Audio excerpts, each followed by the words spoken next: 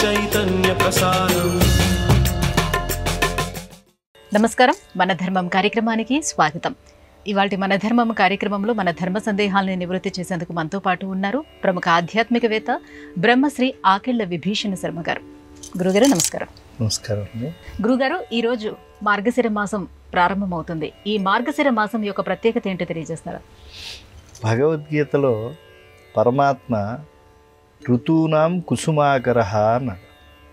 అలాగే మాసానాం మార్గశీర్షోహం అన్నారు. కాలమంతా పరమేశ్వర స్వరూపమే. కాలోస్మి లోక క్షయకృత్ ప్రవృద్ధ అని ఆయనే చెప్పారు.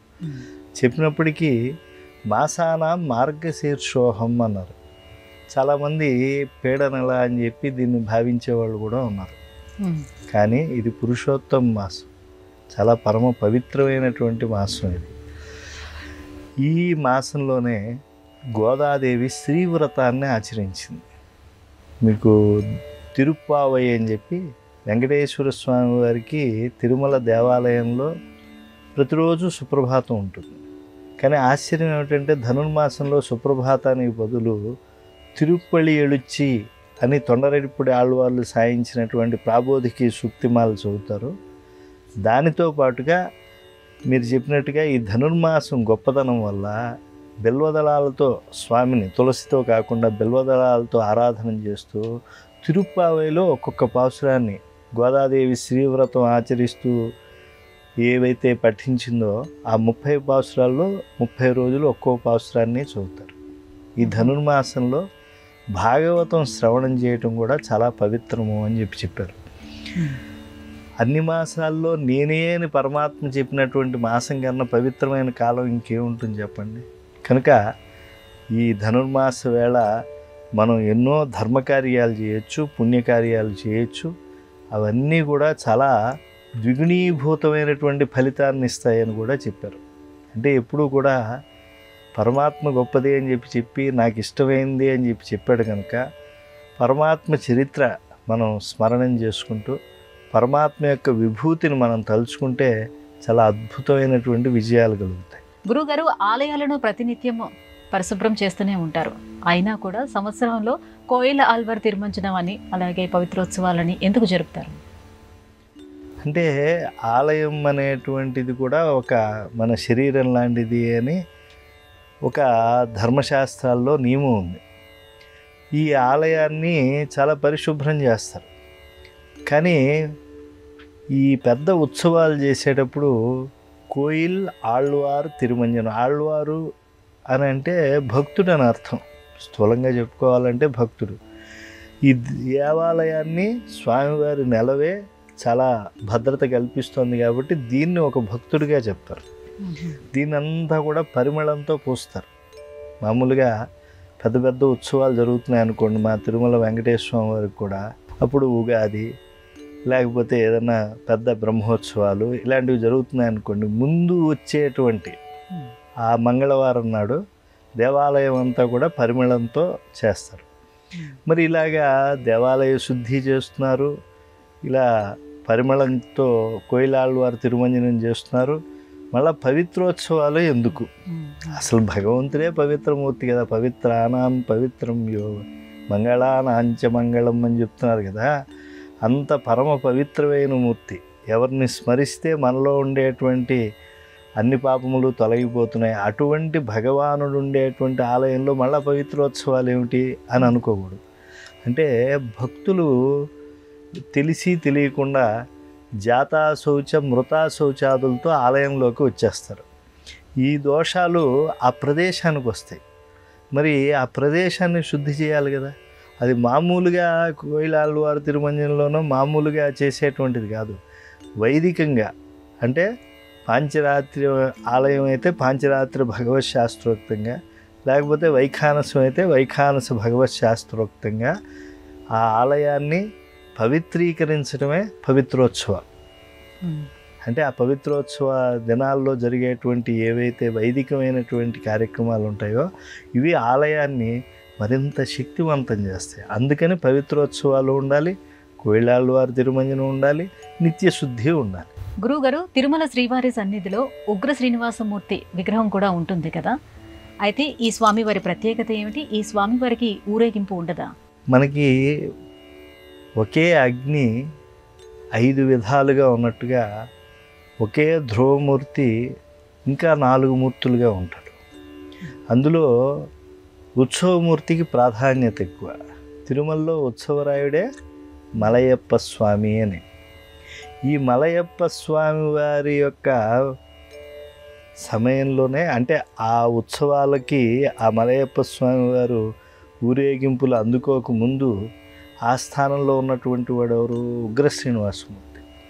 ముందు పూర్వం ఉగ్ర శ్రీనివాసమూర్తిని తిరుమల అంతా కూడా ఊరేగింపు చేస్తూ ఉండేవాళ్ళు. కానీ ఒకసారి ఊరేగింపు చేస్తూ ఉంటే సూర్య భగవానుడి యొక్క కిరణాలు వచ్చాక చేశారు. అంటే పూర్వమే చేసేసేవాళ్ళు రోజు, కానీ సూర్య భగవాను కిరణాలు వచ్చాయి.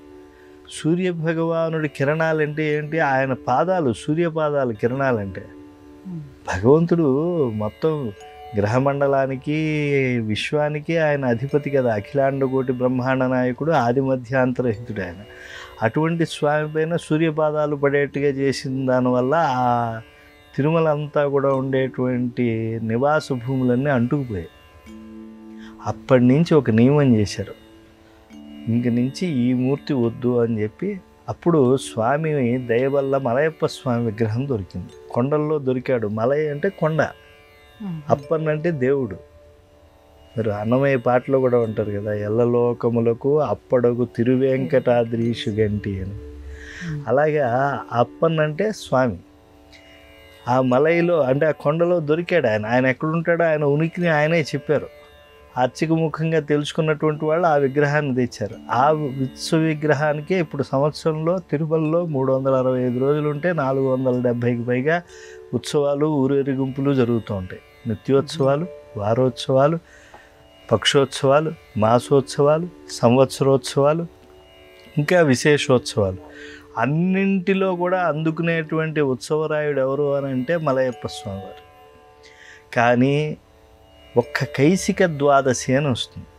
ఆ ఉత్సవం రోజున బ్రాహ్మీ ముహూర్తముతో ఇంచుమించుగా పరిపూర్ణమైపోయేట్టుగా పూర్వ బ్రాహ్మీ వేళ ప్రారంభించి మాడవీధుల్లో దివ్యమైనటువంటి ఈ ఉగ్ర శ్రీనివాసమూర్తిని ఊరేగింపు చేయటం, ఆయన దగ్గర మళ్ళా కొలువు చేసి, అంటే సన్నిధానం చేసి ఈ యొక్క కైసిక ద్వాదశి పురాణం వినిపించడం ఆ ఒక్కరోజు చేస్తారు.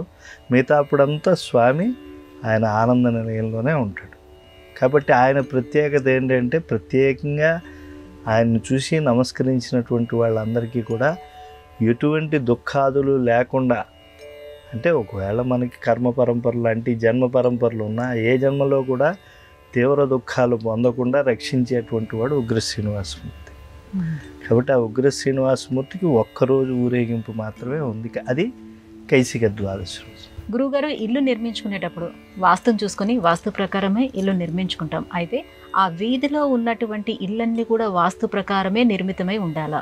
వీధి చివరనున్నటువంటి ఒక ఇల్లు వీధి సూలకు గురై ఉన్నట్లయితే ఎటువంటి ప్రభావం ఉంటుంది? అంటే ఏ ఇంటి వాస్తు ఆ ఇంటికి అని అనుకోవచ్చు. వీధి చివర ఉండేటువంటి ఇల్లు వాస్తు మార్చమని, అసలు మార్చమని మనం ఏం చేయలేము. అది మనుష్య సాధ్యం కాదు. ఒకప్పుడంటే గ్రామంలో ఉండేటువంటి ఇళ్ళన్నీ కూడా చేసుకునేటువంటి ఒక అద్భుతమైనటువంటి ఒక సత్సంగం ఉండేటువంటిది. గ్రామాల్లో ఆ ధర్మనిరతి ఉండేది.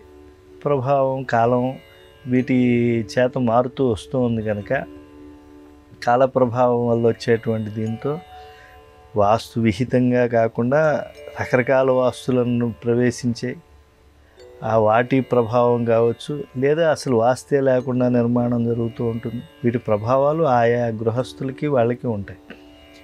మనం నిత్యం కనుక ఇంట్లో ఈశ్వరార్చన చేసుకుంటే ఇతర గ్రహముల యొక్క ప్రభావం, అంటే దుష్ట గ్రహముల యొక్క ప్రభావం మన మీద ఏమాత్రం పడదు.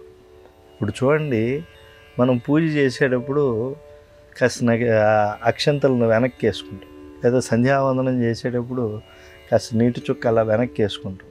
ఏమంటాం, ఉత్తిష్టంతో భూత పిశాచా ఏతే భూమి భారకా ఏతేషాం అవిరోధేన బ్రహ్మకర్మ సమారభేత్ అని చెప్తున్నావా లేదా? కాబట్టి మనం ఏంటంటే ఉండేటువంటి వాటిని ఏం చేయలేం.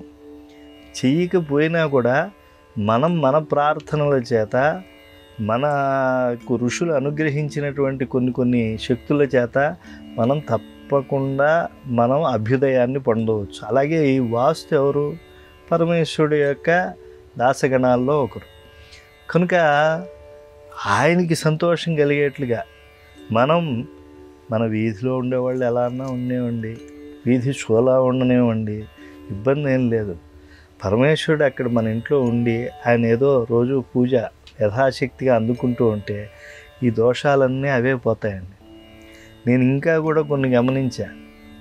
పల్లెల్లో అసలు కొన్ని ఇళ్ళు అసలు వాస్తే సంబంధం లేకుండా ఉండేటువంటి ఉన్నాయి. ఏం వాళ్ళ వంశాలు నిర్వంశం అయిపోలేదే, వాళ్ళ సంపదలు కోల్పోలేదే, కానీ వాళ్ళ ఇంట్లో అనుష్ఠానం ఉంది, గొప్పదైనటువంటి ఇది ఉంది. కాబట్టి వాస్తు పురుషుడికి ఉండే ప్రాధాన్యత వాస్తు పురుషుడికి ఉంది. ఇప్పుడు వాస్తు పూజ విహీనంతు అని చెప్పి ఓ పెద్ద మంత్రంలో వాస్తు పూజ లేకపోతే కార్యం ఫలవంతం కాదని భగవదోత్సవాలు ఈశ్వరోత్సవాల్లో తప్పకుండా వాస్తు పూజతో ప్రారంభిస్తారు, బ్రహ్మోత్సవాలు ఇవన్నీ కూడా. కానీ మనం తప్పనటువంటి పరిస్థితుల్లో వాస్తు శాంతి కోసం అని చెప్పి మనం తప్పకుండా రుద్ర ఆరాధన చేసుకుంటే, అభిషేకాదులు చేసుకుంటే ఆ దోషం సమూలంగా తొలగిపోతుంది.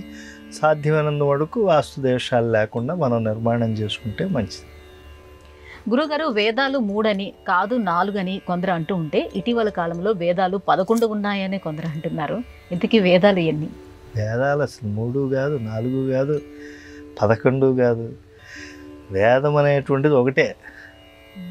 ఇద జ్ఞానే, జ్ఞాన రాశి వేదం. వేదం ఒక్కటే.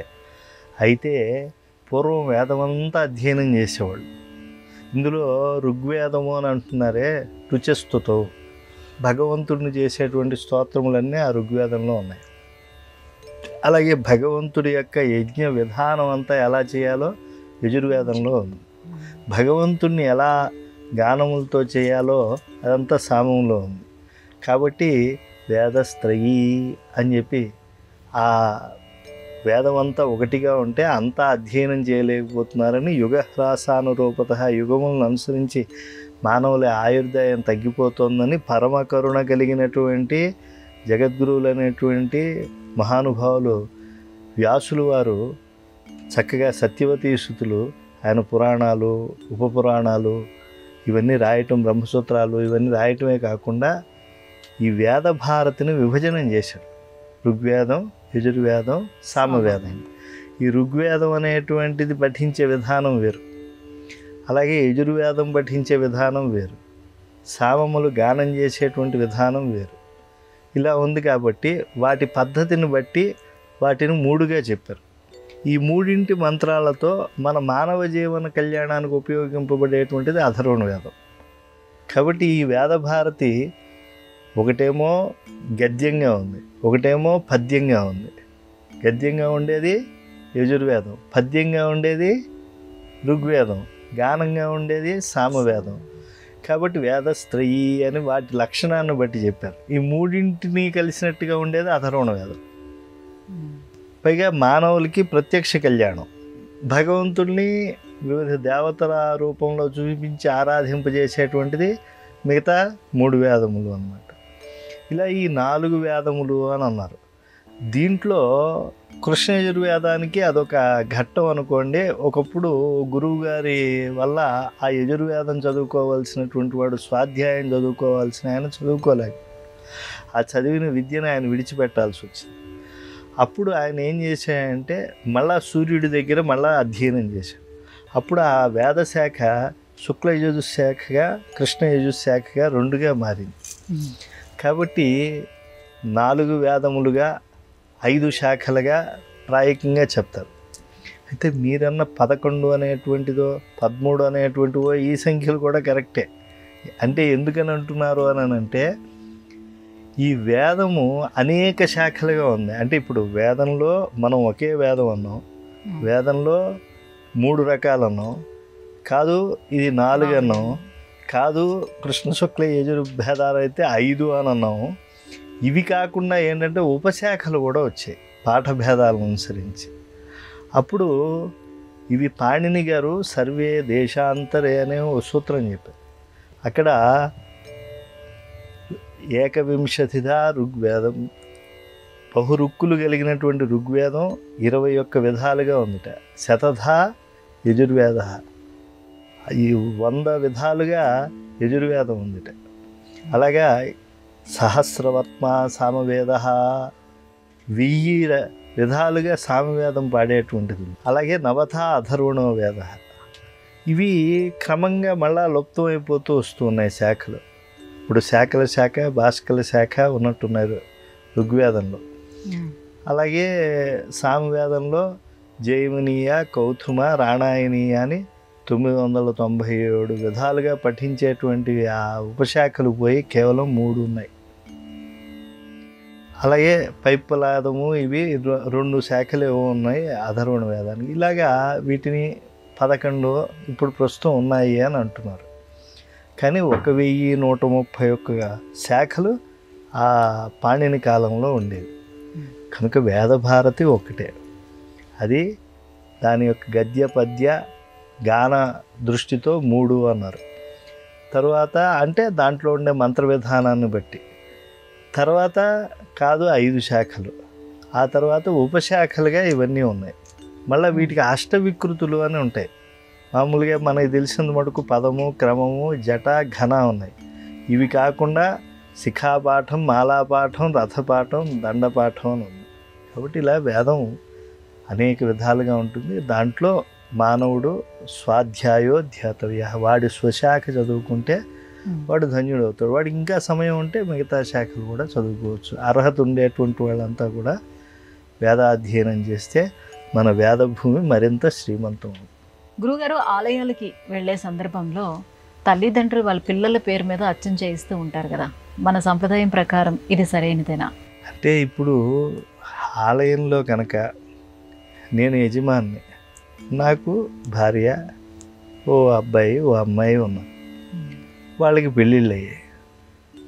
నేను వెళ్ళినప్పుడు కర్తగా నేను ఫలానా గోత్రోద్భవస్య అని చెప్పి, సహకుటుంబస్య అని చెప్పి, ధర్మపత్ని సమేతస్య, ఇది తప్పకుండా చెప్పాలి. వివాహమైనటువంటి వాళ్ళు ధర్మపత్నితో పాటుగా సపుత్ర సపరివార సబాంధవం అని చెప్పి చెప్పుకుంటే చాలండి. కానీ కాలక్రమంలో ఎలా అయిపోయిందంటే, నేను వెళ్ళాక మళ్ళీ మా ఆవిడ ఇబ్బంది పడుతుందేమో అని చెప్పి ఆవిడ పేరు కూడా చెప్పడం. సరే, ఇది కూడా కొంత మటుకు కొన్ని ఆగమ పద్ధతులు ఒప్పుకున్నాయి. ఈ వైదిక పద్ధతిలో ఇంత మటుకు భార్యాభర్తలుగా వాళ్ళు చెప్పుకోవటం అనేటువంటిది. కానీ తర్వాత ఏంటంటే పిల్లల పేర్లు చెప్పటం, ఆ తర్వాత పక్కింటి వాళ్ళ పేర్లు చెప్పటం, తర్వాత ఇంకా అల్లుళ్ళు, కూతుళ్ళకి సంబంధించిన బంధువులు ఇవి చెప్పడం, ఇదంతా ప్రహసనంగా తయారైంది. నిజానికి ఇంత అవసరం లేదు. ఆర్భాటమే తప్పించి పక్క వాళ్ళకి, మిగతా భక్తులకి ఇబ్బంది కలిగించడం. ఇప్పుడు భగవంతుడిని ఆరాధించడం ఎంతో, భాగవతుడిని ఆరాధించడం కూడా అంతే. పక్క భక్తుడికి ఇబ్బంది కలిగించకూడదు, అలాగే అర్చక స్వామిని వేధించకూడదు.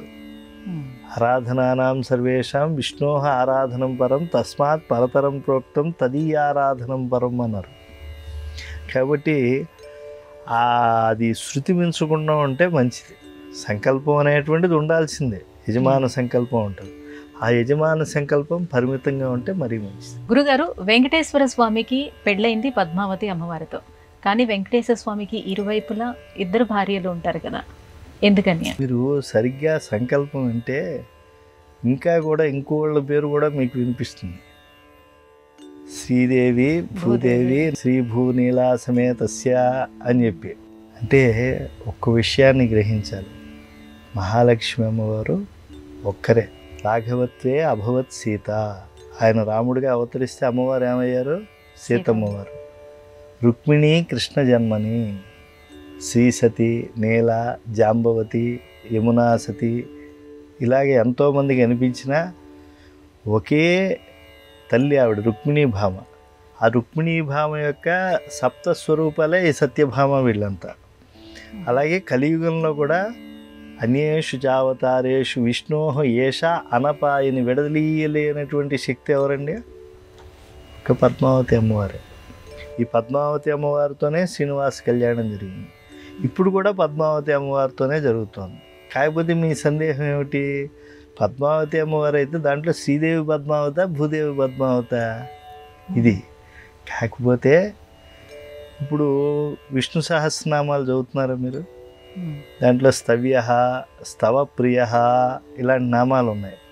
అంటే స్తవ్యుడు పుణ్యశ్రవణ కీర్తనుడు భగవంతుడే, కానీ ఆయన స్తవప్రియుడు. తన భక్తుడు తన యొక్క స్థాయి తెలుసుకోవాలి, నా స్థాయి తెలుసుకోవాలి అని భగవంతుడు అనుకుంటాడు. ఎందుకంటే అప్పుడే భక్తుడు జ్ఞానవంతుడు అవుతాడు. అప్పుడు భగవంతుడికి అభేద్యమైన 1000 వజ్రకవచాలు ఉంటాయి. భక్తులు పొగుడుతూ ఉంటే ఆ వజ్రకవచాలు 1000 కూడా పటపటపటా పగిలిపోతాయి. మామూలు అవేవో బంగారు కవచాలు కూడా కాదు, వజ్రాన్ని దేంతోనూ కొయ్యలేరు, వజ్రంతోనూ కొయ్యాలంటారు. అలాంటి వజ్రకవచాలు ఆయన హృదయం ఉప్పొంగిపోయి అవి పటపటా పగిలిపోతూ ఉంటాయి. అప్పుడు ఆ మూర్తి అలా పెరిగిపోతూ ఉంటాడు ఆయన ఉన్నతోన్నతంగా. అప్పుడు కుడి పక్కన ఉండేటువంటి భక్తులు బాగా స్తోత్రం చేశారనుకోండి, మరి ఎడం పక్కన ఉండే భక్తుల పని ఏం కావాలండి?